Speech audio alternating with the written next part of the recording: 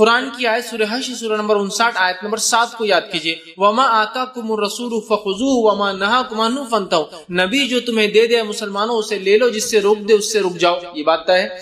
نبی اکرم صلی اللہ علیہ وسلم فرماتے، عبداللہ بن عمر رضی اللہ عنہ اس حدیث کے راوی، صحیح بخاری کی روایت، آپ نے فرمایا اور کہا خالف المشرکین وفروا، آپ فرماتے ہیں کہ مشرکین کی مخالفت کرو، وفروا اللحیہ وَأَحْفُ الشَّوَارِبَ، تو آپ فرماتے اور کہتے ہیں مشرکین کی مخالفت کرو، داڑھیوں کو بڑھاؤ اور مونچھوں کو صاف کرو، داڑھیوں کو بڑھاؤ اور مونچھوں کو صاف کرو۔ اسی طرح دوسری روایت آتی ہے جو کہ صحیح بخاری کی روایت، آپ نے فرمایا اور کہا، مطلب عبداللہ ابن عمر ہی اس کے راوی، اور تقریباً 20 سے 22 روایت، اس میں سے 10 کے قریب عبداللہ ابن عمر ہی اس کے راوی رضی اللہ عنہما۔ وہ فرماتے ہیں انکحوا الشوارب، وہ فرماتے اور کہتے ہیں مونچھیں پست کرو، اور آگے فرماتے ہیں وَأْفُوا اللِّحَىٰ، اور اپنی داڑھیوں کو معاف کر دو۔ آپ نے فرمایا چھوڑ دو۔ آپ کا حکم کیا ہے؟ مونچھوں کو پست کرو، داڑھی کو معاف کر دو، چھوڑ دو۔ اللہ سے ہم دعا کرتے اللہ ہمیں معاف کر دے، ہے نا، کرتے نا، اب ہم دعا کرتے ہیں اللہ سبحانہ تعالیٰ سے، اللہم انا عفو کریم تحب العفو فاعف عنی، دعا کرتے نا خاص طور شب قدر میں، اے اللہ میرے گناہوں کو معاف کر دے۔ تو یہاں عفو کا معنی ہے مکمل گناہ، تو یہاں بھی معنی ہے کہ داڑھی کو وَأْفُوا اللِّحَىٰ، داڑھیوں کو معاف کر دو، مکمل چھوڑ دو، پورے گناہ معاف کر دو۔ اللہ سے دعا کرتے نا، تو یہاں بھی مکمل چھوڑ دو، یاد رکھ لیجیے، چھوڑ دینا ہے، معاف کرنے کے لفظ ہے۔ معاف کرنا مطلب اس کو چھوڑ ہی، تو آپ بولتے نا اس کو تو معاف کر دیا ہوں، اس سے میں کچھ پوچھتا ہی نہیں ہوں، اس سے تو بات بھی نہیں کرتا ہوں، چھوڑ دو۔ کٹنگ، سیٹنگ، چھٹنگ، صفائنگ کچھ بھی نہیں ہے، چھوڑ دو، معاف کر دو، کلیئر لفظ ہے۔ آئیے آگے آپ سے کیا فرماتے ہیں، راوی عبداللہ بن عمر رضی اللہ عنہما ہی ہے، وہ فرماتے اور کہتے ہیں، یہ روایت جو ہے صحیح بخاری کی ہے، صحیح مسلم میں بھی آتی ہے، آپ سے فرمایا اور کہا احفوا الشوارب وَأْفُوا اللِّحَىٰ، مونچھیں صاف کرو اور داڑھیوں کو بڑھاؤ۔ ترغیب، پہلے تو معاف کر دو، اب کہا جا رہا ہے بڑھاؤ۔ اسی طرح جو ایک اور روایت ہے جس میں آپ سے فرماتے اور کہتے ہیں، جو ہے ابن عمر رضی اللہ عنہ ہی اس کے راوی، صحیح مسلم کی روایت ہے، امرنا باحفاء الشوارب، نبی اکرم صلی اللہ علیہ وسلم نے حکم دیا ہمیں مونچھیں پست کرنے کا، واعفاء اللحیہ، اور داڑھیوں کو بڑھانے کا۔ نبی اکرم صلی اللہ علیہ وسلم حکم دیا ہمیں مونچھوں کو پست کرنے کا اور داڑھیوں کو بڑھانے کا۔ کتنی بڑھاؤ؟ کہ معاف کر دو، چھوڑ دو، کلیئر احکامات ہے۔ اور قرآن کی آیت کا وما آتاکم الرسول فخذوہ، نبی جو دے دے اسے لے لو، وما نہاکم عنہ فانتہوا، جس سے روک دے رک جاؤ۔ تو نبی کا کہا حکم یہ واجب اور فرض میں داخل ہو جاتا ہے، یہ واجب اور فرض میں آتا ہے۔ نبی نے کہہ دیا نا کہ مونچھوں کو تراشو، داڑھیوں کو معاف کر دو، چھوڑ دو، بڑھاؤ۔ خود آپ کی صفت بھی ہم نے دیکھ لی بڑی تھی، لیکن آپ نے حکم دیا۔ اسی طرح جو ہے ابو ہریرہ رضی اللہ عنہ راوی ہے، صحیح مسلم کی روایت، آپ نے فرمایا آپ نے فرمایا اور کہا جز الشوارب واوف اللحى وخالف المجوس، اپنے آپ فرماتے ہیں کہ مونچھوں کو کاٹو، تراشو، پست کرو، اور داڑھیوں کو چھوڑ دو، مجوسیوں کی مخالفت کرو۔ آنکھ پرست جو زمانے میں تھے پارسی، وہ لوگ مونچھوں کو بڑھاتے، اتنی بڑھاتے کہ مونچھوں کو ایسا قلموں میں لے ملا دیتے اور داڑھیوں کو صاف کرتے۔ تو کہا مجوسیوں کی مخالفت کرو، داڑھیوں کو جو ہے بڑھاؤ اور مونچھوں کو پست کرو۔ عبداللہ ابن عمر رضی اللہ عنہما فرماتے ہیں، مسلم کی روایت فرمایا خالف المشرکین احفوا الشوارب، مشرکین کی مخالفت کرو، اوپر کہا مجوسی، مشرکین کی مخالفت کرو، کیا کرو؟ مونچھوں کو صاف کرو، پست کرو، تراشو، واوفوا اللحى، اور داڑھیوں کو معاف کر دو، چھوڑ دو۔ اس لیے کہ مشرک کیا کرتے؟ داڑھیوں کو صاف کرتے تھے اور مونچھوں کو بڑھا کرتے تھے۔ تم مونچھوں کو چھوٹا کرو، داڑھیوں کو کر دو۔ اب داڑھی ہے کیا؟ یہ حکم تو ہے کہ واجب اور فرض ہے۔ داڑھی ہے کیا؟ کسے کہتے ہیں؟ داڑھی یاد رکھیے، بہت سارے علماء کی تشریح ہے، لیکن جو بات ان تمام کو جمع کرنے سے ملتی ہے، داڑھی کی تعریف، ڈیفینیشن، داڑھی کیا ہے، کس کو بولتے ہیں؟ تو داڑھی وہ تمام بال جو ایک مرد کے چہرے پر اس کے گالوں سے لے کر، گالوں کی ہڈی سے لے کر جو آتے ہیں تو گردن تک، سینے سے آنے والے بال الگ یاد رکھیے، گردن تک، تو گویا یہ بھی داڑھی ہے، یہ بھی داڑھی ہے، یہ بھی داڑھی ہے۔ مرد کے چہرے پر آنے والے بال جو اس کے گال کی ہڈی سے لے کر آتے ہیں اور پورے اس کے جو ہے جبڑے کو کور کرتے ہیں اور اس کے گردن تک آتے ہیں، یہ تمام چیزیں داڑھی میں انکلوڈیڈ ہے، ٹھیک ہے، ایکسکلوڈ نہیں۔ ہمارے پاس داڑھی بولے تو ہندوستان میں کیا سمجھتے لوگ معلوم؟ جبڑے پہ آنے والے بال صرف داڑھی ہے، لہٰذا گالوں کی بھی صاف کر دیتے اور گردن کی بھی صاف کر دیتے۔ داڑھی جو جبڑوں سے لے کر بال آتے ہیں، مطلب جو گال کی ہڈی سے لے کر جو بال آتے ہیں پورے جبڑوں پر آتے ہیں، اور نیچے جو آتے ہیں یہ داڑھی کا ہی پارٹ ہے. ہاں جو نیچے سے ادھر آئی یہ الگ بات ہے، یہ سینے کے بال ہے، یہ چیسٹ کے، لیکن یہ داڑھی کا پارٹ ہوتی ہے. یہ ہے داڑھی. ٹھیک. اسی طرح داڑھی کو امام نووی اور دیگر علماء کے، جیسا کہ امام ابو حنیفہ رحمہ اللہ، امام نووی ہے، امام تبری ہے، جو ہے نواب صدیق حسن خان ہے، یہ تمام لکھتے ہیں کہ جو حدیث سے پتہ چلتا داڑھیوں کو چھوڑ دینا ہے، اسے کاٹنا، تراشنا اور چھاٹنا نہیں ہے. اسی طرح جو امام ابن تیمیہ ہے، اسی طرح شیخ بن باز ہے، اسی طرح جو ابن عابدین ہے، علامہ سفارنی ہے، اور اسی طرح امام مالک ہے، یہ فرماتے داڑھی کو کاٹنا، کٹ چھٹ کرنا، سیٹ کرنا حرام ہے. اوپر کی قول ہے ضروری اور واجب ہے، نیچے کی قول ہے جنہوں نے اس کو حرام قرار دیا. اور تقریباً تمام مکتب فکر کے پاس داڑھی کا کاٹنا، کٹ چھٹ کرنا، صاف کرنا، سدھارنا، بنانا، یہ تمام چیزیں حرام میں داخل ہے. یاد رکھیے بنا کسی اس کے، ان کے دلال بہرحال اس کے موجود ہے، آپ اس کو بہرحال دیکھ سکتے. اتنا وقت نہیں کی تفصیلات میں جاؤں. اب داڑھی کا معاملہ یہ ہے کہ ہماری داڑیاں عموماً وسطرے کی زد میں آ جاتی ہے، اس طرح کی زد میں آ جاتی ہے، شیو کی زد میں آ جاتی ہے. اور ایک بہترین جو سنت نبوی ہے اس کے ساتھ ساتھ یہ واجب ہے، چونکہ حکم میں آتا ہے. سنت نبوی آپ کی ذاتی عمل کے اعتبار سے کہہ رہا ہوں، وہ ہمارے لیے حکمی اعتبار سے تو واجب ہے، وہ ہے ہمارے اس طرح کی زد میں آتی ہے، اور کسی کی روز اور کسی کی ہفتہ واری کوڑے کے اندر جاتی ہے، جو کہ رکھنے کا حکم. جن بالوں کو صاف کرنے کا ان کو تو لوگ سالوں سال رکھے ہوئے، جان پہ آتا صاف کرنا. اور جن بالوں کو رکھنے کا حکم ہے ان کو ڈیلی، بلکہ ایک دم اٹینٹیولی اور ایسے صاف کرتے کہ جلدی آئے بھی نہ ہو، سیدھے کے ساتھ الٹا وسترا بھی مارتے ہیں تاکہ جلدی آنا بھی نہیں، کم سے کم 2 دن لیٹ ہو جانا. سمجھ رہا؟ تو گویا آج ہماری داڑیاں اس طرح کی زد میں ہیں. ٹھیک. بلیڈ کے جو ہے سایوں کے تلے جو ہے خوفزدہ زندگیاں جی رہی ہیں، اور اس کے بعد شہید ہو کر جو ہے کوڑے دانوں میں جا رہی ہیں، کچرے کے ڈبوں میں جا رہی ہیں. یہ ایک سنت نبوی ہے، یہ ایک حکمی چیز ہے. اس کو جب بھی ہم کاٹے اور پھینکے تو غور کر لینا کہ روز قیامت اس کا اللہ کو جواب دینا ہے کہ ایک سنت کو میں روز اکھاڑ کر پھینکتا تھا، اس کی نہیں میری کوئی نیت نہیں مخالفت سنت کی، لیکن بہرحال کچھ چیزیں انسان بول کر کرتا ہے اور کچھ چیزیں اس کا عمل بتاتی ہے کہ وہ کیا کرے. اگر کوئی نبی اکرم صلی اللہ علیہ وسلم کو راستے پر برا کہہ دے غیر مسلم، بغیر انٹینشن کے کہ وہ برائی کر رہا ہے، اس کو نہیں پتا نبی اکرم کون ہے، تو کیا آپ کو غصہ نہیں آئے گا؟ نہیں میرے بھائی کو معلوم نہیں تھا، معاف کر. نہیں، آپ کو غصہ آ جائے گا، چونکہ اس نے نبی کی توہین کی، چاہے اسے معلوم ہو چاہے نہ ہو، اس کا کام تھا معلوم کرنا. پھر کون ہے وہ شخص جس کی توہین وہ کر رہا ہے؟ لہٰذا میں بھی وہی کہوں گا، ہماری داڑیاں وسطرے کی زد میں ہیں، اور ایسا کر کے کیا نقصانات کرتے ہیں. آئیے وہ نقصانات کو میں گنواتا ہوں، کچھ نقصان، پورے نہیں، کچھ نقصانات. پہلا، قانون فطرت سے انحراف. نیچر سے جس فطرت پہ اللہ نے آدم کو بنایا اس فطرت کا آپ انکار کرتے جب داڑھی صاف کرتے. قانون فطرت، نیچر نے جو اللہ بنایا قانون ہے، اس کو آپ کیا کرتے ہیں؟ اس فطرت کو آپ چھیڑخانی کرتے ہیں اس فطرت کے ساتھ. تو قانون فطرت سے انحراف. اللہ رب العزت نے جو ہے داڑھی کے بالوں کو قدرتی طور سے دیا، وہ قدرتی طور سے ایک عمر کے بعد آ جاتے ہیں. ان کو کاٹنا، چھاٹنا ایک طرح سے یہ فطرت، اس کے نیچر سے انحراف سمجھتے ہیں نا، پلٹ جانا کسی چیز سے، نیچر سے اس کے انحراف ہے. جس قانون پر، جس نیچر پر، جس فطرت پر اللہ نے ہمیں اور آپ کو پیدا کیا، اس نیچر کا سیدھے سے انکار ہے جب ہم داڑھی کو آتی کٹ کرتے. نہیں داڑھی کو کٹ کرنا چاہیے، وہ اس کا حق ہے. میں سوال کرتا ہوں، آپ سر کے بال کیوں نہیں روز کٹ کرتے ڈیلی؟ سر کے بال چلے جائے تو آپ تو جیتے جی مر جاتے ہیں. کچھ لوگ ٹوپی پہن لیتے ہیں. کیوں ٹوپی پہنتے؟ اس لیے نہیں پہنتے ٹوپی کی سر ڈھانکنا سنت، اس لیے پہنتے کہ سر کے بال جا رہے. سمجھ رہا؟ وہ سر کے بال جن کے ہونے نہیں ہونے سے کوئی فرق نہیں پڑتا، اس کے اگانے، اس کے بڑھانے، اس کے رکھنے کے لیے کتنی کوششیں. تو میرا سوال ہے، آپ نے پیدا ہوتے ہی وہاں سے بچپن سے بچوں کے بال کیوں نہیں آپ روز صاف کرتے، اٹھ کے روز چھلتے رہتے؟ کیوں نہیں؟ بولے یار اچھا دکھتا آدمی اس سے، یار بال صاف رہتا دکھتا ٹکلا آدمی.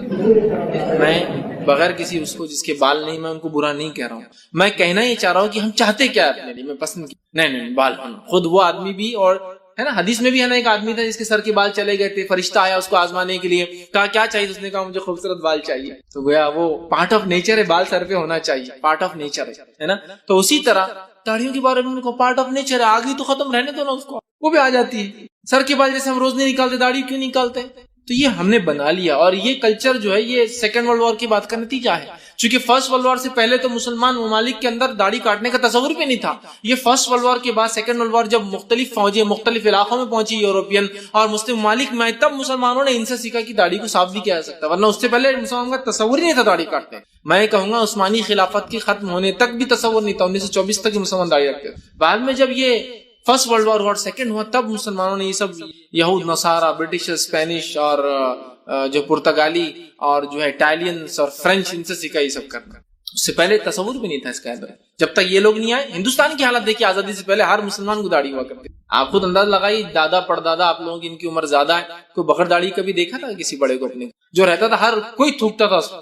آج ٹریڈیشن الٹا ہو چکا ہے داڑھی رکھی. سماج کے ٹریڈیشن بدلتے رہتے ہیں, تاج الٹا ہو گیا, میڈیا پھر آ گیا, پھر جو کچھ آپ سب جانتے ہیں. تو بہرحال یہ نیچر سے انحراف. دوسرا, داڑھی جو شخص نہ رکھتا ہے وہ موجب اللعنت ہے. نبی اکرم صلی اللہ علیہ وسلم نے ایسے شخص پر لعنت کی ہے.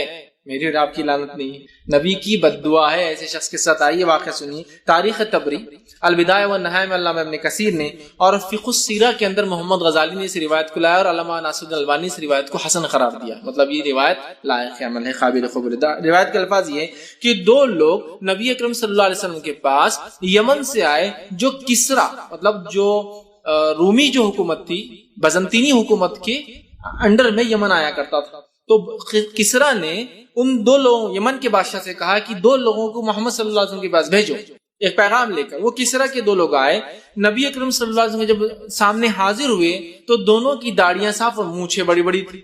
آپ صلی اللہ علیہ وسلم نے صحابہ کہتے دیکھنا ہی پسند نہیں کیا. کہا کیوں لائے ایسے لوگوں کو میرے سامنے, کیوں لائے لوگوں؟ تو کہا وہ کچھ پیغام لے کر آئے. تو آپ جب دونوں کو دیکھا تو دیکھتے ہی سب سے پہلے کہا اللہ کی تم دونوں پر لعنت ہو. دیکھتے کیا کہا پہلے, اللہ کی تم دونوں پر. پہلے جو خطاب کیا یہ کیا اللہ کی, حالانکہ وہ سفیر ہے, ایمبیسیڈر ہے کسی ملک کے, لیکن آپ نے اتنا سخت ناپسند کیا کہ سفیر کو بھی ٹوک دیا. اللہ کی تم دونوں پر لعنت ہو, تم دونوں نے اپنی شکلوں میں مونچھی کیوں رکھی اور داڑیوں کیوں صاف کیا؟ تو انہوں نے کہا ہمارے رب کا ہمیں حکم ہے. ہمارے رب سے مراد کسرا کو رب مانتے تھے, کسرا. ہمارے رب کا حکم ہے کہ داڑیوں کو کاٹو اور منہوں کو بڑھاؤ. تو آسم نے کہا تو پھر سنو, میرے رب کا مجھے حکم ہے کہ مونچھوں کو تراشو اور داڑیوں کو رکھو. رب کا حکم, یہ حدیث کے اندر تو رب کا حکم کا لفظ ہے, اور ایسی دو روایتیں آتی ہیں. ابن ابی شیبہ کی بھی ایک روایت ہے, وہ بھی حسن درجے, لیکن اس روایت میں صحابی بیچ میں نہیں ہے. اس روایت میں وہ مرسل روایت, صحابی نہیں ہے بیچ میں, باقی پورے راوی ثقہ, لیکن صحابی غائب ہے بیچ میں سے. بس اتنا بس روایت کے اندر ایک کمزوری جس کو ایک, لیکن یہ روایت میں تو نہیں ہے, حسن درجے کی. کیا ہے؟ ہمارے رب کا حکم ہے کہ ہم مونچھوں کو رکھے اور داڑھی کو تراشے. کس نے کہا؟ کسرا نے. اور انہوں نے کیا کہا؟ آپ نے کیا کہا؟ میرے رب کا مجھے حکم ہے, تو سن لو, میرے رب کا مجھے حکم ہے داڑھیوں کو رکھو اور مونچھوں کو تراشو. اور اس روایت میں جس کی سند میں صحابی موجود نہیں ہے, ابن ابی شیبہ کی, اس میں الفاظ یہ دو مجوسی آپ کے پاس آئے تھے خسرو کے پاس سے, اور آ کر جو ہے جب آپ سے بات کی آپ نے دیکھنا پسند نہیں کیا اور کہا تم اپنے مونچھوں کو رکھتے ہو داڑھیوں کو صاف کرتے ہو, کس نے حکم دیا؟ تو کہا ہمارے رب نے, خسرو نے ہمیں حکم دیا مونچھوں کو رکھو داڑھی کو صاف کرو. آپ نے کہا تو سن لو, میرے رب نے مجھے حکم دیا داڑھیوں کو رکھو اور مونچھوں کو تراشو. تو یہاں اس حدیث میں آپ نے لعنت کہا, تم دونوں پر لعنت ہو. کس نے عمل کا حکم دیا؟ سمجھ رہے ہیں؟ تو لعنت کی گئی وہ لوگ جو. اسی طرح جو اللہ کی تخلیق پر جو ہے یہ ایک طرح کا اعتراض ہے. جو انسان داڑھی کاٹتا ہے وہ اللہ کی بناوٹ پر اعتراض کرتا ہے, لیکن زبان سے نہیں کرتا ہے. بس فرق یہ, سمجھ رہے ہیں؟ اعتراض کرتا ہے کہ کیا چکر دے دی, یہ لگا ہم کو صاف کرو فلاں کرو, زبان سے نہیں کرتا, لیکن اعتراض کرتا ہے اپنی تخلیق پر.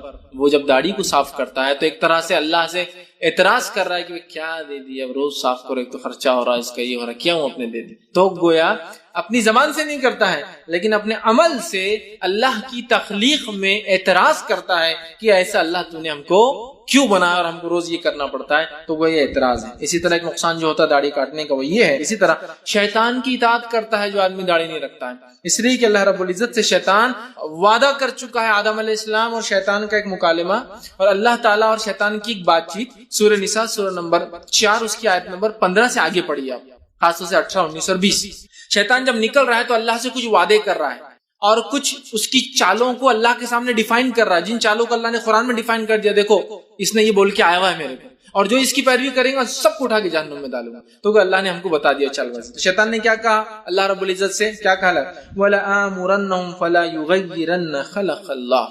اس نے کئی باتیں کہی, میں جانوروں کے کان کاٹنے لگاؤں گا, مطلب شرک کرواؤں گا. اسی طرح اس نے کہا کہ میں جو ہے جس فطرت پر تو نے اللہ انہیں پیدا کیا بدلاؤں گا. تو یہاں فرمایا اور میں لازمن, شیطان بول رہا ہے اللہ کو, اور میں لازمن آدم کی اولاد کو حکم دوں گا کہ جس فطرت اور جس صورت پہ اللہ نے تجھے بنایا ہے تو اس فطرت کو بگاڑ دے یا بدل دے. میں آدم کی اولاد کو اے اللہ سن لے لازماً یہ بہکاؤں گا کہ جس فطرت پہ تو نے آدم کو بنایا ہے اس فطرت کو بدل دے. اور یہاں کیا ہے؟ اپنی صورت کو بگاڑ دے. ٹھیک، اپنی صورت کو بگاڑ دے، یہ حکم دوں گا. کس نے کہا؟ یہ وعدہ کیا لازماً کراؤں گا اللہ، تو دیکھیں گا. کس نے وعدہ کیا؟ شیطان نے. کس سے؟ تو گویا اس کا وعدہ ہے کہ وہ چہرہ بگاڑیں گا ابن آدم. چہرہ بگاڑنے میں کیا کرتے ہیں؟ عورتیں بھویں بناتی ہیں چہرہ بگاڑ. چونکہ ابھی وہ ٹاپک نہیں، اس لیے میں اس پہ نہیں جا رہا ہوں. وہ بھی بالوں کا ایک حصہ ہی ہے. عورتیں بھویں نکالتے ہیں، حرام ہے نا. یہ عورتیں کری، مرد داڑھی نکالتے. چہرہ بگاڑنے میں ہے نا دونوں چیز، اس لیے دونوں غلط. ٹھیک، تو کہا میں ابن آدم کی اولاد کو لازماً چہرہ بگاڑنے لگاؤں گا، چہرہ خراب کروں گا. تو جو شخص داڑھی نہیں رکھتا ہے وہ شیطان کی اطاعت کرتا ہے. اسی طرح جو ہے داڑھی کا صاف کرنا قوم لوط کا فعل ہے. برا مت لگنے دیجیے، لیکن ابھی حقیقت یہ تمام چیزیں. امام طبرانی نے روایت کیا ہے کہ لوط علیہ السلام کی قوم چونکہ مرد سے اپنی خواہش پوری کرتے، تو چونکہ مرد عورت جیسی لگے بول کے انہوں نے سب سے پہلے داڑھیوں کو نکالنا شروع کیا تاکہ انہیں مردانگی کا احساس نہ ہو اور وہ جس سے عمل کرے وہ عورت جیسی ان کو لگے. سب سے پہلے قوم لوط نے اپنی داڑھیوں کو مردوں نے صاف کیا، اس لیے کہ وہ اپنی خواہشات کو مردوں سے پورا کر دے، اور داڑھی والے انسان سے کوئی خواہش پوری نہیں کر سکتے. لہٰذا انہوں نے سب سے پہلے داڑھیوں کو کاٹنا شروع کیا تاکہ داڑھی کٹیں گی تو پھر عورت جیسا احساس ہوگا اور پھر اپنی بدفعلیوں کو وہ کرتے گئے. اس حد تک کیا کہ جو ہے لوط علیہ السلام موجود ہے اور فرشتے آئے تو فرشتوں کے پیچھے پڑ گئے کہ ان سے بھی ہم یہ عمل کریں گے. حالانکہ وہ ان کا جس کو کہیں گے پنوتی کا وقت آ چکا تھا، اب ان کی گنتی الٹی چالو ہو چکی تھی، لیکن سرکشی تو دیکھی. چونکہ فرشتے بڑے خوبصورت نوجوانوں کی شکل میں آئے تھے، پیچھے پڑ گئے. لوط علیہ السلام نے کہا میری بیٹیاں موجود ہیں، مطلب نکاح کے لیے عورتیں موجود ہیں، پھر تم پڑے ہو ان کے پیچھے، ان نوجوانوں کے پیچھے. ان نوجوانوں نے کہا آپ اپنی فکر کیجئے لوط علیہ السلام، ہماری مت کرو، ہم تو ان کے لیے عذاب کی خوشخبری لیں. لوط علیہ السلام سمجھ گئے اور کہا اب نکل جانا اپنی قوم میں جو اچھے لوگ لے کر، پیچھے مت دیکھنا، پیچھے جو دیکھیں گے وہ ہلاک اور برباد ہو جائے. لوط علیہ السلام نے لیا اپنے ماننے والوں کو اور چل پڑے. عذاب آیا، پیچھے نہیں دیکھنے کا حکم تھا، لیکن آپ کی بیوی سرکش تھی، پیچھے پلٹ کے دیکھا عذاب میں مبتلا ہو. تو قوم لوط نے پہلی بار اپنے آپ کو، چونکہ وہ ایک بد فعلی میں تھے، مرد سے خواہش پوری کرتے، تو وہ چونکہ داڑھی والے انسان کے ساتھ یہ نہیں کر پاتے تو لہٰذا داڑھیوں کو صاف کرنے لگے. وہ پہلی قوم تھی. تو وہ قوم لوط کا فعل ہے، اور قوم لوط ایک مغضوب قوم تھی. اسی طرح جو ہے مغضوب قوموں کا فعل ہے داڑھی نہ رکھنا.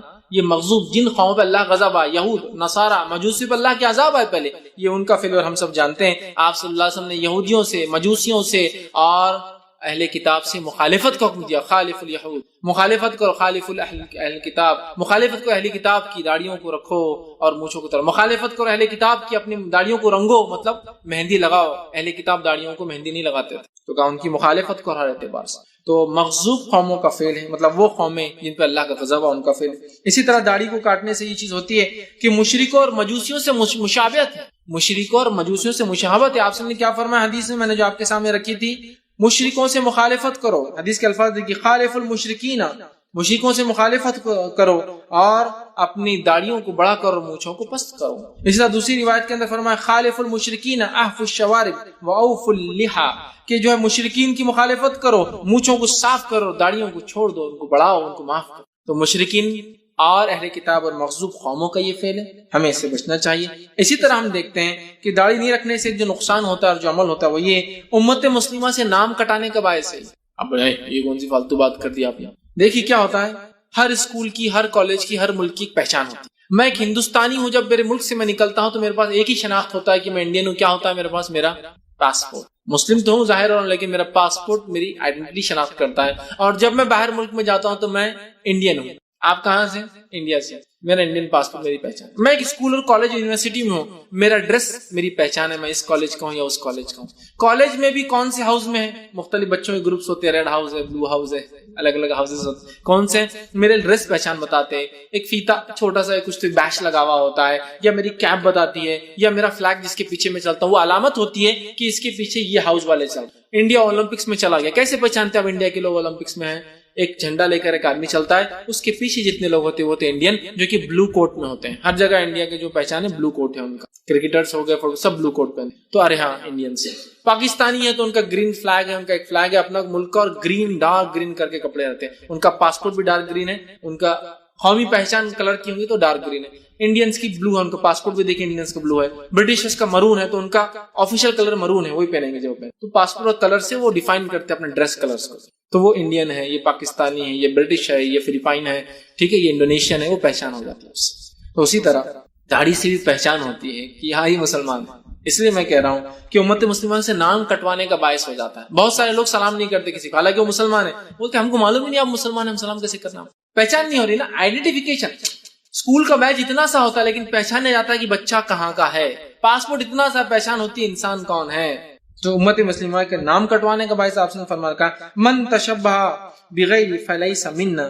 آپ نے فرمایا اور کہا کہ جس نے ہمارے علاوہ کسی اور کی مشابہت کی وہ ہم میں سے نہیں. اس لیے میں نے کہا نام کٹوانے کے برابر ہے امت مسلمہ. جس نے ہم سے الگ مشابہت اختیار کی، جو ہمارا طور طریقہ جان پہچان ہے ہماری اس سے الگ حلیہ اختیار کیا، وہ ہم میں سے نہیں ہے. اور پھر آگے فرمایا مشابہت ہم میں سے نہیں، نہ یہود کی مشابہت کرو، نہ نصارہ کی مشابہت کرو، نہ ہی کرسچن کے جیسا بنو، نہ ہی جیوز کے جیسا بنو. ٹھیک ہے، تو نام کٹوانے کا باعث. اسی طرح دوسری قوموں کا میں اعلان ہے، دوسری قوموں میں داخل ہونے کا اعلان ہو جاتا ہے. دیکھیے آپ ایک مجمع میں، دنیا کے کسی بھی پارٹ میں اگر میں ہوں اور ایک مجمع میں ہوں، لوگ دیکھتے ہیں مجھے کہیں گے مسلمان، without any doubt, without any second thought. یہود، نصارہ اور اسی طرح ہندو، یہ لوگ بھی داڑھی رکھتے ہیں، لیکن ان کی داڑھی اور میری داڑھی اور ایک مسلمان کی داڑھی میں زمین آسمان کا فرق ہے. دیکھتے ہی کوئی بھی پہچان سکتا ہے یہ مسلمان. اور ایک سکھ بھی داڑھی رکھتا ہے نا، لیکن ان کی داڑھی اور مسلمان کی داڑھی کا فرق بالکل واضح ہوتا ہے. 100 میں سے بھی آدمی بولے گا یہ مسلمان ہے اور یہ عیسائی ہے اور یہ یہودی اور یہ سکھ. سمجھ رہے آپ؟ پہچان ہوتی ہے. تو یہ میری علامت ہے. تو آپ صلی اللہ علیہ وسلم فرماتے ہیں اور کہتے ہیں من تشبہ بقوم فہو من. پہلے اس میں کہا کسی قوم کی مشابہت مت کرو، اور یہاں کہا جو جس قوم کی مشابہت کرے گا فہو من، اس کا شمار اسی میں ہوگا. اس لیے میں نے کہا جو ہے دوسری قوموں میں ہونے کا اعلان کرنا ہے اور اپنا نام کٹوانے کے برابر ہے. اسی طرح داڑھی نہیں رکھنے سے جو ہوتا ہے وہ یہ ہے، اور یہ اتنی اہم چیز ہے، یاد رکھیے یہ پہچان اتنی اہم ہے کہ اس کو علماء نے جو ہے مسلح، عربوں میں ایک طریقہ تھا جب جنگ ہوتی اور جنگ کے بعد جیت جاتے تو جتنے لوگ مارے جاتے نا ان کا مسلح کرتے. مسلح مطلب ان کے چہرے کو بگاڑ دیتے. تو کیا کرتے؟ وہ کان کاٹ دیتے، مرے ہوئے انسان کا کان کاٹ دیتے، ناک کاٹ دیتے اور ہونٹ کاٹ دیتے. اس کو بولتے ہیں مسلح. جیسے کہ حمزہ رضی اللہ عنہ کو مارا گیا، ہندا نے اپنے غلام سے مارنے لگایا، مارنے کے بعد مسلح کیا، کان کاٹے، ٹھیک، ناک کاٹی، ہونٹ کاٹے. اسی وجہ سے آپ صلی اللہ علیہ وسلم نے، حالانکہ وحشی تھے جنہوں نے مارا تھا رضی اللہ عنہ، ہندا جو ہے رضی اللہ عنہ، ہاں یہ دونوں صحابہ نے ایمان لائے، لیکن آپ صلی اللہ علیہ وسلم نے ہندا کو اور وحشی کو دیکھنا پسند نہیں. بلکہ وحشی کے تعلق سے تو یہ تھا کہ جب وہ ملنے آئے، ایمان قبول کیا، تو آپ صلی اللہ علیہ وسلم نے کہا تم نے ایمان قبول کر لیا لیکن اب مجھ سے ملنے مت آنا کبھی وحشی، اس لیے کہ جب تم کو دیکھتا ہوں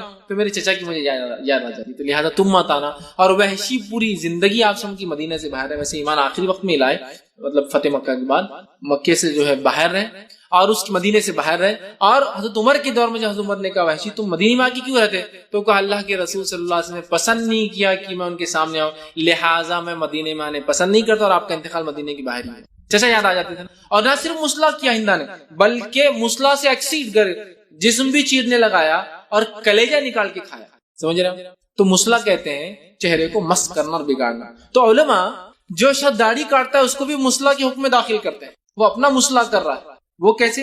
ایک بار یہ ہوا کہ جو ہے واقعہ اس طرح سے تھا، دیکھیے کہ ایک جنگ میں، جنگ جمل میں غالباً ایک شخص کی جو تابعی تھے ان کی داڑھی نوچ لی گئی. دشمن نے حملہ جب کیا تو کچھ ہاتھ نہیں لگا تو داڑھی نوچ دیا، داڑھی نکال دیا. جب داڑھی نکال لی تو وہ صحابہ کے پاس گئے اور کہا میری داڑھی نوچ دی دشمن نے، حکم کیا لگے گا اس پر؟ ٹھیک. تو صحابہ نے جب داڑھی نوچی گئی اس شخص کا تو کہا کہ یہ قابل تاوان، مطلب یہ ایسا عمل ہے جس سے اس سے کچھ لیا جائے اس کے بدلے، اور یہ مسلح کے برابر ہے. اور فقہا نے اس کو مسلح کے حکم میں داخل کیا کہ اگر کوئی شخص کسی کی داڑھی زبردستی کٹ کر دیتا ہے، چھاٹ دیتا ہے، کاٹ دیتا ہے، اکھاڑ دیتا ہے، تو اس پر ویسے ہی حکم ہوگا جیسا کسی نے ناک یا کان کسی کے کاٹ دیے اور خراب کر دیے. مطلب یہ قابل تاوان عمل، مطلب اگر کوئی ایسا کرے تو اس سے اس کے بدلے میں پیسہ لیا جا سکتا ہے کہ اس نے اس کے چہرے کو خراب کیا. ٹھیک. اسی طرح جو ہے فقہا کے نزدیک یہ بہت سخت عمل ہے اور مسلح میں داخل کیا. اسی طرح مال اور وقت ضائع کرنے کی وجہ، مال بھی ضائع ہوتا ہے، وقت بھی ضائع ہوتا ہے. کتنا وقت انسان داڑھی بنانے میں روز صبح اٹھ رہا ہے 10 سے 15 منٹ، اور کتنے مہنگے مہنگے کریمز اور کیا کیا، کاٹنے سے پہلے ایک چیز، کاٹتے وقت ایک چیز، کاٹنے کے بعد کئی چیزیں لگانا پڑتی ہے جب جا کے سکون ملتا ہے اس کو نا. ٹھنڈا لگا رہا، گرم لگا رہا، یہ لگا رہا، وہ لگا رہا، پاؤڈر لگا رہا، فلاں لگا رہا، کریمز لگا رہا، تو جب ریلیکس ہو رہا، کتنا رسک ہے. اور پھر اپنی جان بھی خطرے میں ڈالنا ہے نا. بس طرح کوئی معمولی چیز تو نہیں ہے. اور سب سے نازک حصہ کیا ہے انسانی جسم کا؟ گلا ہی ہوتا ہے نا. گلا دبا دیا، ارے گلا مت دبا مر جائیں گا وہ، ہے نا, گلا دبا دیا مطلب تو, اور قانوناً بھی اگر کوئی کسی گلا دبائے تو وہ ہاف مرڈر میں آئے گا, وہ مارنے کی کوشش کر رہا ہے اس کا مطلب, ہے نا.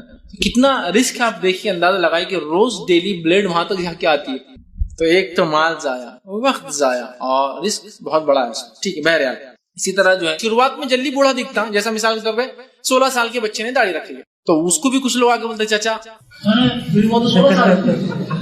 چاچا کیوں بول رہے, کیوں, تو اس کی عمر زیادہ لگ رہی ہے نا, 16 ایئرس میں اس نے داڑھی لگا دیا رکھ لیا.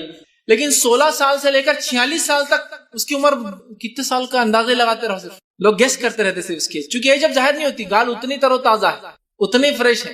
باقی جو لوگ کاٹتے دیکھیں یہاں جھوڑیاں آنا چالو ہوگی, 30-35 سال 40 سال میں جھوڑیاں آ جاتی, لیکن جو آدمی شیو نہیں کرتا 30 سال کا ہو 40 سال کا, جب تک وائٹ بال نہیں آتے نا صرف اندازے لگاتے ہیں عمر کیا ہے عمر کیا ہے عمر کیا ہے. میرے داڑھی میں 4-5 وائٹ بال آتے ہیں, پھر وہ جھڑ جاتے ہیں, پھر کبھی آ جاتے ہیں, پھر آٹومیٹک میں نکالتا نہیں ہوں. ویسے سفید بال نکالنا نہیں چاہیے, آپ سے نے کہا یہ نور ہے ایک مومن کا, یہ چمک ہے اس کی, یہ پہچان ہے اس کی, کاٹنا نہیں چاہیے. ہاں لال مہندی لگانے کا ایک چیز, لیکن وہ جھڑ جاتے ہیں. جب وہ ہوتے ہیں تو کچھ لوگ بولتے ہیں عمر بڑی, لیکن وہ جھڑ گئے, اندازے لگاتے ہیں یہ کیا عمر ہے باپ. آج بھی الحمدللہ میں بہت ساری جگہ سفر پہ جاتا ہوں, کوئی شخص آتا ہے سر پہ ہاتھ پھیرتا بولتا بیٹی شادی ہو گئی.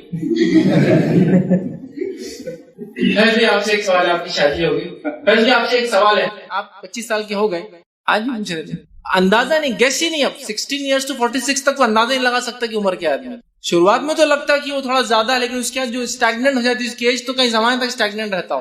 تو جوان وان کچھ بھی نہیں ہے, تو جلدی بڑھاپا آنے کا, جلد ڈیلی ہونے کا, اور علامت بن جاتی ہے کہ آپ جو بوڑھے ہو. اسی طرح جو ہے شخصیت اور کردار پہ داڑھی کا اثر, یہ تھا جو نقصانات ہوتے ہیں. اب شخصیت اور کردار پہ داڑھی کا کیا اثر ہوتا ہے, بس مختصر رکھ کے بات ختم کروں گا.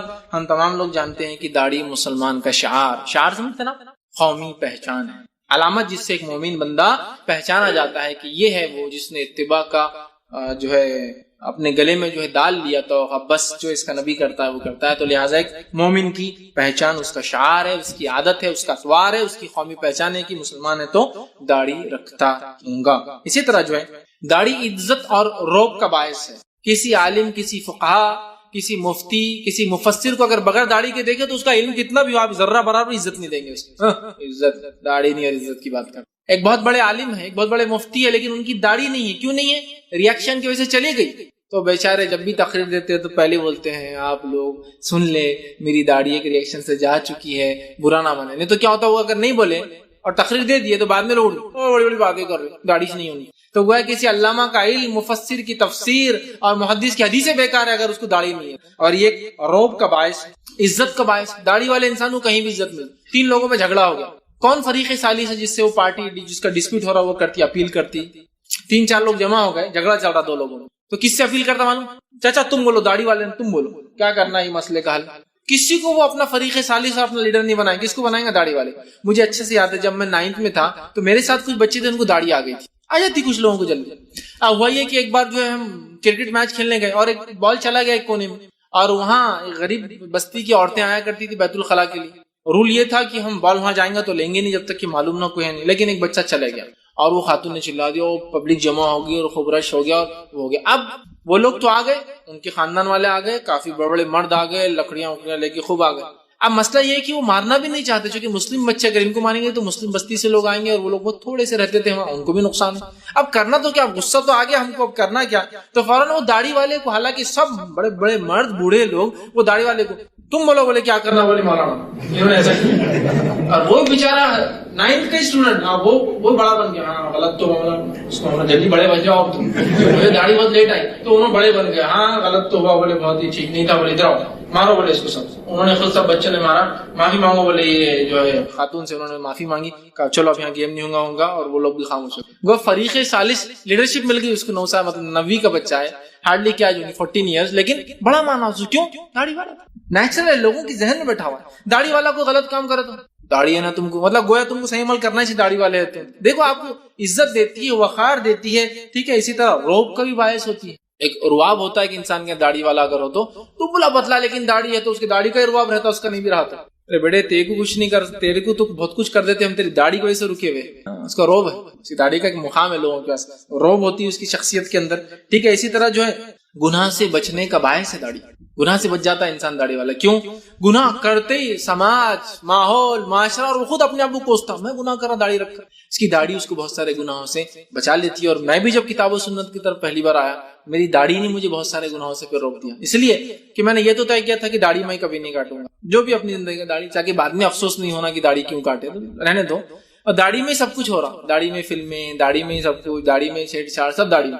بعد میں لگا یار لوگ داڑھی کے بارے میں برا سوچتے ہوں گے نا میرے عمل سے، تو داڑھی نے وجہ بن گئی، آڑ بن گئی کہ نہیں اپن نہیں کر سکتے. لوگ پہچانتے اپنے مسلمان ہیں، نہیں اب نہیں کرنا چاہتے، تو داڑھی وجہ بن جاتی ہے. بہت سارے گناہ انسان چاہتے ہوئے نہیں کرتا. میں سوچ رہا ہوں میرے بھائی کی زمین مار لیتا، لوگ بولیں گے مسلمان ایسے داڑھی بنے، نہیں یہ نہیں کر سکتے. کسی کا آپ کو لگ رہا ٹرین میں بیٹھے اور زبردستی جگہ لے لینا، حالانکہ ریزرویشن اس کا بھی نہیں آپ کا بھی نہیں، لیکن آپ نہیں ماریں گے. لوگ بولیں گے داڑھی والے نے دھوکہ دیا تھا، دے دو.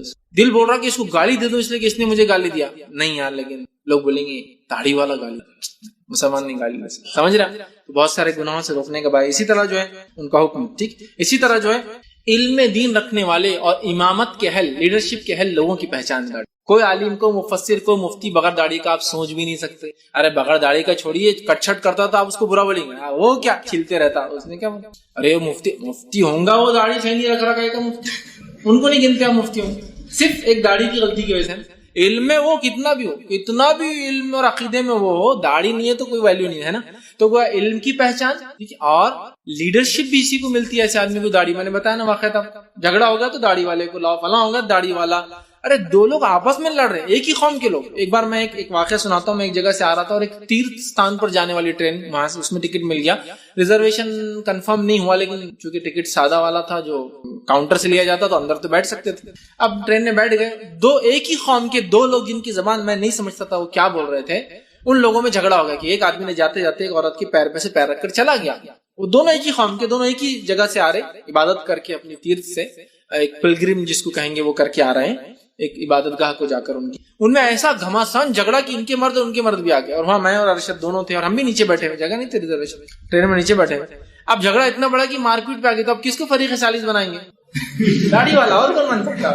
تو بھیا بول کے، بھیا ہی سمجھ میں آیا. اس کے بعد کچھ تو اچھا میں، لیکن چونکہ واقعہ دیکھا تھا اس نے، میں نے خالی بولا کہ آپ نے اس پہ پیر رکھا، اس کے پیر پہ. میں نے دیکھا اچھی بات نہیں. اب میرے کو ان کی زبان نہیں، اور ان کو ہندی آتی ہے. کچھ نہ کچھ ہوا اور فیصلہ الحمدللہ ہو گیا، وہ ادھر چلے گا اور ادھر چلے گا. داڑھی والا بغیر زبان جانے کے اشاروں میں فیصلے کر سکتا ہے. میرے کو ان کی زبان نہیں آتی، اس کا ایک ہی لفظ سمجھا بھیا، مطلب بھیا بول کے چلے، تو ہم کو لگا ہم کو بلا رہے ہو بیچ میں، آؤٹ ڈسپیوٹ. چونکہ جھگڑا بہت بڑھ گیا تھا، اور جس کے عورت کے پیر پہ آدمی نے پیر رکھا تھا اس نے آواز دیا تو ہم چلے گئے، کیونکہ ہم دیکھ رہے تھے وہاں بیٹھے. تو میں نے خالی یہ بولا کہ یہ آدمی آیا پیر رکھا، یہ غلط نہیں کرنا، غلط. اتنا ہی، اسے بھی اشاروں میں. میرے کو ان کی زبان نہیں آتی اور ان کو ہندی نہیں آتی، اور گاؤں کے لوگ تھے. میں نے کہا غلط، تو وہ بھی بول رہے. پھر وہ شروع ہو گیا ان کے کہ ہاں یہ بھی بول رہے غلط ہے. اس نے رکھا، نہیں رکھنا چاہیے تھا، اور غلط ہوا. اور شمع، معافی مانگ لو ان سے، ایسا معافی نہیں مانگیں گے جو بھی ہو بہرحال. لیکن چونکہ عورت کو لگا کہ وہ اب لڑائی ہوگی، تو یہ مالدار لوگ تھے، یہ غریب تھے، تو جھگڑا بڑھ جائیں گا، یہ اس کو ماریں گے، ان کے مردوں کو، ان کے بھی آدمی آ گئے، ان کے بھی آدمی آ گئے، مسئلہ بڑھ جائیں گا. تو فریق ثالث نے ڈسپیوٹ ختم کر دیا. داڑھی والی زبان بھی نہیں سمجھتے تھے. یہ امامت، لیڈرشپ دلا دیتی ہے آپ کو داڑھی آپ کی. ٹھیک، کہیں بھی آپ جائیے، کوئی بھی کام کرنا ہے، وہ اہل ہے ہی نہیں ہے، وہ سیکنڈ کیس ہے. وہ داڑھی والا اس لائق ہے نہیں ہے، نہیں بھی اچھی اس کے اپیرنس سے اس کو لیڈرشپ مل جاتی ہے. سوسائٹی بن رہی، سوسائٹی میں کون پریزیڈنٹ بنے گا؟ انو پریزیڈنٹ بنے گے کیا؟ اتنی بڑی داڑھی ہے نا اس کی، اور داڑھی اس کی بڑی. لیڈرشپ کو آٹومیٹیکلی حقدار بن جاتا ہے ایک آدمی داڑھی والا. تو لیڈرشپ ملتی ہے، علم دین کی جو ہے اہل ہونے کا ایک علامت ملتی ہے. لیڈرشپ امامت کے لیے آدمی لائق ہے، فریق ثالث وہ مل جاتا ہے. اسی طرح جو ہے داڑھی چھوڑنے کے کچھ ریزنز جو آج ہم دیتے ہیں، ان میں سب سے پہلا ریزنز، داڑھی رکھنا سنت ہے، اس لیے سنت تو ٹھیک ہے، رکھے تو ٹھیک، سنت نہیں بھی رہا تو گناہ تھوڑی ملتا ہے سنت چھوڑنے. داڑھی رکھنا اس لیے میں نے کلیئر کر دیا سنت نہیں ہے. سورہ حشر سورہ نمبر 59 آیت نمبر 7، وما آتاکم الرسول فخذوہ وما نہاکم عنہ فانتہوا، نبی جو دے دے اسے لے لو، جس سے روک دے اسے رک جاؤ. اس آیت کے تحت داڑھی رکھنا واجب ہے، اس لیے کہ آپ سب نے اس کو حکم دیا، اور 20 سے 22 روایتیں اس کے حکم کی موجود ہے. اور یہ اللہ کا بھی حکم ہے، اس لیے کہ آپ سب نے 2 حدیثوں میں کہا میرے رب کا مجھے حکم ہے داڑھیوں کو بڑھاؤ. تو لہٰذا سنت ہے مت بولیے، اور سنت ہے بول کے گناہ نہیں ہے کاٹنے کا، ایسا نہیں ہے، یہ واجب اور فرض ہے. لہٰذا سنت کی کیٹیگری سے بڑھ جاتی ہے. اور اگر سنت بھی مانے تو میں سمجھتا ہوں جس سے ہم محبت کرتے ہیں نا، اس جیسا ہونے کے لیے تو ہم تو کچھ بھی کرنے کو تیار ہونا چاہیے. بہرحال تو یہ واجب ہے، تو سنت نہیں ہے تو غلط فہمی کی بنیاد پہ لوگ کاٹتے ہیں، دور کر دیجیے. دوسرا، یہ ایک ایسی سنت ہے، یاد رکھیے، دوسرا پوائنٹ نہیں، اسی کے اندر ایک ایسی سنت ہے جس کا ہمیشہ ثواب ملتا ہے آپ کو. باقی سنتیں جب تک کرتے ثواب ملتا ہے، باقی واجبات فرائض جب تک کرتے اجر ملتا ہے. داڑھی کیسا ہے؟ سو رہے بھی تو اجر، جاگرے بھی تو اجر. مل رہا ہے نہیں مل رہا ہے؟ لگی ہوئی چٹکی ہوئی ہے نا. آدمی کسی بھی سچویشن میں اجر دیتے جا رہی، کنٹینیوس ریوارڈ لکھے جا رہے. کتنی اچھی سنت ہے نا، دائمی ثواب دینے والی. بہرحال اسی طرح دوسرا جو ہے داڑھی رکھنا اہل عرب کا دستور تھا، اس لیے آپ نے رکھا، لہٰذا اسی کو امپورٹنس نہیں. بہت سارے لوگ عربوں کا طریقہ تھا تو آپ نے اس کا احترام کیا اور خود رکھا. یاد رکھیے آپ کی حدیث خود اس کی گواہ ہے، خالف الدین، مشرکین کی مخالفت کرو. یہ اس کی دلیل ہے کہ اس زمانے کے مشرک داڑھی نہیں رکھتے تھے، اس لیے تو آپ نے فرمایا نا مشرکین کی مخالفت کرو. نبی جھوٹ بولیں گا؟ مشرکین داڑھی کاٹتے تھے تبھی تو نبی کہہ رہا ہے. تو آپ کیا کہنے والے کہ عربوں کا طریقہ تھا اس لیے ہم جو آپ نے رکھا؟ عربوں کا طریقہ اگر تھا بھی تو نبی نے چونکہ کنٹینیو کیا، ہم کو کنٹینیو کرنا ہی پڑے گا. عربوں کے دور جاہلت کے کئی طریقے. ورکرز ہے گلف وغیرہ میں کام کرتے ہیں یا ایسے اداروں میں کام کرتے ہیں، یا جمعہ کو چھٹی ہوتی ہے تو جمعرات کے دن خوشیاں مناتے ہیں اس لیے کہ جمعہ چھٹی کا دن ہے. لیکن اس سے بڑھ کر، اس سے ہٹ کر جمعہ کے کیا فضائل ہے عمومی طور سے دیکھا جاتا ہے، ہم نہیں جانتے. مطلب جمعہ کسی کو چھٹی کے دن کے اعتبار سے اچھا لگ رہا ہے، جمعہ کسی کو کمپنی یا فیکٹری میں جو ہے مینٹیننس ڈے ہوتا ہے تو الیکٹریسٹی نہیں ہوتی، آف ہوتی ہے، تو مشینیں بند ہوتی ہے تو چھٹی ہوتی ہے آف، اس دن اس ناطے سے خوش ہو رہا ہے. جمعہ گلف کنٹریز کے اندر چونکہ چھٹی ہوتی ہے، ٹھیک ہے، جمعہ ہفتہ آج کل ہوتی ہے، کسی زمانے میں جمعرات اور جمعہ ہوا کرتی تھی، تو وہ لوگ اس اعتبار سے بہرحال خوش ہو رہے ہیں. لیکن واقع میں یوم جمعہ کی فضیلت کیا ہے؟ یہ کیا دن ہے جمعہ؟ یاد رکھیے اس کی کیا فضیلت ہے، ہم یقین جانیے اس کو بھول چکے ہیں، جس کا نتیجہ یہ ہے کہ نہ ہمارے چھوٹوں کو یاد ہے اس کی فضیلت کیا ہے، نہ ہمارے بڑوں کو یاد ہے اس کی فضیلت کیا ہے. جس کا نتیجہ یہ ہے کہ زیادہ سے زیادہ جمعے کو اگر یاد بھی کیا جاتا ہے تو وہ جمعہ کی نماز کے اعتبار سے یاد کیا جاتا ہے. اور اس کا بھی حال یہ ہے کہ سب سے آخر میں جب امام صاحب وآخر دعوانا الحمدللہ رب العالمین یا تو یہاں ختم کرتے ہیں، یا پھر قرآنی کسی آیت پر یا خطبے کے کسی خاص الفاظ پر جو کہ عموماً اس پر وہ خاتمہ کرتے ہیں اپنے خطبے کا، جب وہ الفاظ ہمارے کان میں پڑتے ہیں تب دوڑے دوڑے ہم بھاگتے بھاگتے جمعہ کے صفوں میں شامل ہوتے ہیں. آ کے سب سے آخر میں جہاں جگہ ملتی ہے وہاں بیٹھنا پسند کرتے ہیں، فوراً نماز جمعہ ادا کرتے ہیں اور اس کے بعد نکل کر چلے جاتے اور سمجھتے ہیں جمعے کا حق ادا ہو گیا. جمعہ مطلب ایک نماز ہے، اور جمعے کا دن اس کی فضیلت کیا ہے ہمیں نہیں پتہ. زیادہ سے زیادہ یا تو چھٹی ہے تو اس کو انجوائے کر رہے ہیں، یا سیکنڈ جمعہ کی نماز کے تعلق سے کچھ علم ہے تو بس جمعہ کی نماز پڑھ رہے ہیں، ٹھیک ہے، خطبہ سب غائب ہے اس کے اندر. حالانکہ جمعے کی نماز کو جو تقصیر کیا گیا، شارٹ کیا گیا، وہ اسی لیے شارٹ کیا گیا کہ ظہر نہیں، جمعہ کے دن جمعہ ہوتی ہے اس لیے کہ وہاں خطبہ ہوتا ہے، خطبے کی وجہ سے 2 رکعتیں کم ہیں اس کے اندر، یاد رکھیں. لیکن بہرحال خطبہ تو یوں ہی چھوڑ دیا. تو گویا جمعے کی ایکچوئل مسئلہ یہ ہے کہ ہم کو اہمیت نہیں پتہ ہے، اس کی وجہ سے سارے پرابلمز کھڑے ہوتے ہیں. تو آئیے چند باتیں آج جمعے کی فضیلت کے تعلق سے رکھنے کی کوشش کروں گا. یقیناً مکمل فضائل رکھنا ممکن نہیں ہوں گے میرے لیے، جو کچھ میرے نظروں سے گزرا، جو کچھ میں جمع کر پایا وہ چیزیں میں آپ کے سامنے رکھنے کی کوشش کر رہا ہوں. حالانکہ جمعہ کی فضیلت اس سے کئی گنا انشاءاللہ زیادہ ہے، لیکن جو باتیں میری سمجھ میں آئی، جو میری نظروں سے گزری، وہ باتیں میں آپ کے سامنے رکھنے کی کوشش کرتا ہوں. یاد رکھیں. آئیے سب سے پہلی چیز تو اللہ رب العزت قرآن میں فرماتا ہے، سورہ قصص کی آیت نمبر 68 میں بیان کرتا ہے اور فرماتا اور کہتا ہے وَرَبُّكَ يَخْلُقُ مَا يَشَاءُ وَيَخْتَارُ. اللہ فرماتا اور کہتا ہے اور تیرا رب پیدا کرتا ہے جو چاہتا ہے اور چن لیتا ہے. اللہ تعالیٰ جو چاہتا ہے پیدا کرتا ہے اور اس میں سے سلیکٹ کر لیتا ہے، چن لیتا ہے. مطلب اللہ تعالیٰ نے جو چاہا اپنی مخلوقات میں پیدا کیا اور اس کے بعد ان میں سے جس کو چاہا اس کو پسند کیا، سلیکٹ کر لیا. ٹھیک، یہ بات میں کیوں رکھ رہا ہوں؟ اس لیے کہ اللہ رب العزت نے کئی انسان پیدا کیے، اربوں اور خربوں انسان پیدا کیے، لیکن ان میں سے کچھ کو اللہ نے چن لیا. وہ اللہ کے چنندہ لوگ تھے جن کو مصطفیٰ کہا جاتا ہے، the selected one, the chosen one. اور وہ کون تھے؟ انبیاء علیہ السلام. وہ بھی انسان ہیں، وہ بھی مرد ہیں، لیکن تمام مردوں پر ان کی فضیلت ہے، اس لیے کہ اللہ کا سب سے بڑا احسان کسی انسان پہ جو ہوتا ہے، علماء لکھتے وہ یہ ہے کہ اللہ اس کو نبوت کے لیے چن لے. تو چوزن ون ہے، دا سلیکٹڈ ون ہے، تو اللہ نے ان کو چن لیا. تو انسانوں میں کچھ کو چن لیا، ان کی فضیلت بیان کر دی. انبیاؤں کی فضیلت تمام انسانیت بھی مل جائے تو ایک نبی کے درجے کو نہیں پہنچ سکتی. تمام انسانیت کی نیکیاں ملا لی جائے تو بھی ایک نبی کی نیکیوں کو نہیں پہنچ سکتی. ٹھیک ہے، تو یہ ان کا مقام، یہ ان کا مقام. انبیاء کے بعد پھر انسانوں میں سے کسی کو چنا تو وہ ہے جو انبیاء کے پیروکار بنے، جن کو حوارین یا صحابہ کہا جاتا ہے. تو ان کو بھی سلیکٹ کر لیا، ان کو بھی چوز کر لیا، اور جب ان کو سلیکٹ کر لیا، ان کو چوز کر لیا، تو ان کا مقام کیا ہے وہ بھی ہم جانتے ہیں کہ نبی اکرم صلی اللہ علیہ وسلم فرماتے ہیں اگر تم میں کا ایک احد پہاڑ کے برابر بھی خرچ کر دے اور میرا ایک صحابی ایک مد یا آدھا مد یا ایک مٹھی یا آدھا مٹھی عام زبان میں کہوں اگر جو بھی صدقہ کر دے تو اس کے برابر تم نہیں پہنچ سکتے. سمجھ رہا؟ تو یہ ہے صحابہ کا مقام. تو اسی طرح اللہ رب العزت نے مختلف چیزیں پیدا کی، سال بنایا، مہینے بنائے، دن بنائے تو ان میں بھی سلیکٹ کر لیا. سال بنایا تو گناہوں کے معافی کی اور نیکی کے اضافے کے اعتبار سے رمضان دے دیا. اسی طرح دن بنائے تو دنوں کے اندر جمعہ کو چن لیا. تو اللہ تعالیٰ اپنی مخلوق کو پیدا کرتا ہے اور جس کو چاہتا ہے چن لیتا ہے. تو اسی طرح جیسا انسانوں میں لوگوں کو چنا وہ انبیاء بن گئے، ان کے بعد لوگوں کو چنا جو صحابہ بن گئے، اسی طرح اللہ رب العزت نے مہینے بنائے، دن بنائے، سال بنائے اور دنوں میں بھی کچھ دنوں کو سلیکٹ کر لیا اور چن لیا. یاد رکھیں اب ان دنوں کو چونکہ اللہ رب العزت نے چن لیا، سلیکٹ کر لیا، وہ چوزن ہو گیا. یاد رکھیں اور اللہ یہ کرتا ہے. یاد رکھیں اللہ جس کو چاہتا ہے، جب چاہتا ہے، جیسے چاہتا ہے فضیلت دیتا ہے. تو اللہ سبحانہ و تعالیٰ کی طرف سے جمعہ چوزن و سلیکٹڈ ہے. یاد رکھیں انسانوں میں سے یا پورے انسان مل کے یا پورے مسلمان مل کے کسی چیز کو فضیلت نہیں دے سکتے. تو یہ اللہ کا فضل ہے کہ اس نے کچھ دنوں کو چنا تاکہ اس میں انسان نیکیاں کرے اور گناہوں سے اپنے آپ کو بچائے یا اپنے گناہوں کی معافی مانگے یا اپنے گناہوں کی معافی کروائے. تو انہی چوزن، انہی سلیکٹڈ دن میں سے اللہ تعالیٰ نے جو ہفتے میں چنا وہ دن کون سا ہے؟ جمعہ کا دن ہے. یاد رکھیے تو اللہ تعالیٰ اپنی مخلوق میں سے جس کو چاہتا ہے فضیلت دیتا ہے، چاہے وہ انسان ہو، چاہے وہ کسی اور مخلوق کی بات ہو، چاہے وہ کسی دن کی بات ہو یا چاہے کوئی اور چیز زیادہ کی وہ دیتا ہے. اسی طرح انسانوں کے لیے یہ چیز اہم ہے، مومنوں کے لیے یہ چیز اہم ہے کہ جب اللہ کسی چیز کو فضیلت دیتا ہے اس کو غنیمت جان کے اس کو انکیش کر لے، اس کا فائدہ اٹھا لے. رمضان کو فضیلت دی، فائدہ اٹھا لو، اپنے گناہوں کی معافی کرا لو، نیکیوں میں اضافہ کر لو، اتنا کر لو کہ مغفرت کرا لو اپنے رب سے.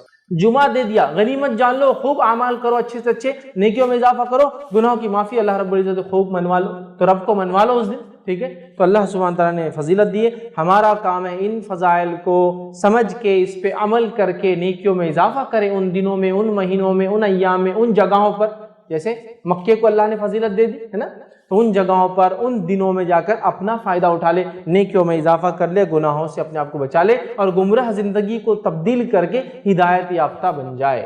یہ تمام کام ہم کو کرنا ہے. یاد رکھیے تو اللہ رب العزت نے جمعہ کو چن لیا جیسے وہ چنتا ہے اس کی اپنی مرضی سے، اور جب وہ کسی چیز کو چن لیتا ہے ہمارا کام ہے اس کے فضائل کا فائدہ اٹھائے اور ان دنوں میں اللہ سے توبہ کر کے استغفار کر کے اپنی گناہوں کی معافی کرے. اور یہی عقل مند انسان کی پہچان ہے. صحیح مسلم کی روایت ہے، نبی اکرم صلی اللہ علیہ وسلم فرماتے اور کہتے ہیں، حدیث کے الفاظ سنیے، اللہ تعالیٰ نے ان لوگوں کو جو ہم سے پہلے تھے جمعے سے گمراہ کر دیا. جمعہ بڑا اسپیشل ہے. یاد رکھیں ہم سے پہلے کے جو لوگ تھے جمعے کے ذریعے اللہ نے ان کو گمراہ کیا. شاید وہ لوگ جمعے کی اہمیت سمجھ نہیں پائے، جمعہ دیا گیا قبول نہ کیا ہو، جمعہ دیا گیا منمانی کر کے کوئی اور دن پسند کیا گیا ہو. ہوتا ہے نا، جیسا کہ یہود کو اللہ رب العزت آپشن دیتا ہے اور وہ آپشن اس کو غلط آپٹ کرتے ہیں ہمیشہ. اللہ کہتا ہے قربانی کر دو جانور کی، کتنے بہانے بناتے ہیں اننیسیسریلی، پھر مشکل ہو جاتی ہے قربانی، ہے نا. سو پورا واقعہ ہے، سورہ بقرہ پڑھی. تو ان کی عادت تھی تو جمعہ دیا گیا ہوں گا، ہو سکتا خود سے کچھ بولا ہوں گا یہ نہیں یہ چلے گا، یا ہو سکتا اس کا فائدہ نہ اٹھا کے آزمائش میں پڑ گئے ہو. تو اللہ کے رسول صلی اللہ علیہ وسلم فرما رہے ہیں مطلب پچھلی قوموں کو یہ ملا تھا، فائدہ نہیں اٹھا سکی. امت مسلمہ جمعہ کے ساتھ خاص ہے، جیسا اس کا امت کا نبی خاص ہے، یہ امت خاص ہے، تو اس امت کو دیا گیا دن بھی خاص ہے. تو نبی اکرم صلی اللہ علیہ وسلم فرماتے ہیں اللہ تعالیٰ نے ان لوگوں کو جو ہم سے پہلے تھے جمعے سے گمراہ کر دیا. تو یہودیوں کے لیے ہفتے کا دن مقرر کر دیا، پھر شاید جمعے کو فائدہ نہ اٹھا پائے یا منمانی کی تو ہفتہ دے دیا، اور پھر فرمایا اور کہا. اور عیسائیوں کے لیے اتوار کا دن مقرر کیا. پھر اللہ تعالیٰ نے ہمیں لے کر آیا، مطلب ہم لوگوں کو مسلمانوں کو اللہ تعالیٰ لے کے آئے، اور پھر آپ صلی اللہ علیہ وسلم نے فرمایا ہمیں لے کر آئے اور ہمیں جمعے کے دن سے راہ سمجھائی. جمعے کے دن کے ذریعے ہم کو ہدایت دی. یاد رکھیے اس دن کے ذریعے تو گویا جمعہ بڑا اہم دن ہے. یاد رکھیے جمعہ بہت زیادہ امپورٹنس کا حامل ہے. جمعہ اس دن کو ہمیں چاہیے کہ صحیح ڈھنگ سے ہم منائیں. جمعہ اس دن ہم خوب سے خوب عبادت کریں. جمعہ اس دن جو سنت ہے اس پہ عمل کرنے کو. جمعہ اپنی مغفرت کے لیے اس کو طے کر لیں. جمعہ خاص دعاؤں کے لیے ہم خاص کریں. جمعہ بہت سارے چیزوں کا اس میں اہتمام کرنا ہے. یاد رکھیے یہ بڑا اہم دن ہے. یاد رکھیے ویسے جمعہ کہتے جمع سے لفظ آتا ہے چونکہ اس دن لوگ جمع ہونے والے ہیں. یہ قیامت قائم ہونے والا دن ہے جمعہ. ویسے بھی جمعہ میں لوگ مسجد میں جمع ہوتے ہیں، جامع مسجد وہاں بھی جمع ہوتے ہیں، لیکن جمعہ وہ دن ہے جس دن لوگ روز قیامت بھی جمع ہوں گے چونکہ اس دن قیامت قائم ہے. سمجھ رہا؟ تو بہرحال جمع ہونے کا دن چاہے وہ جمعہ کے دن نماز جمعہ کی شکل میں یا جمعہ کے دن قیامت آنے کے بعد انسانوں کے جمع ہونے کی شکل میں. ٹھیک. تو آپ سے فرمایا دوسری قوم آزمائی گئی اس دن سے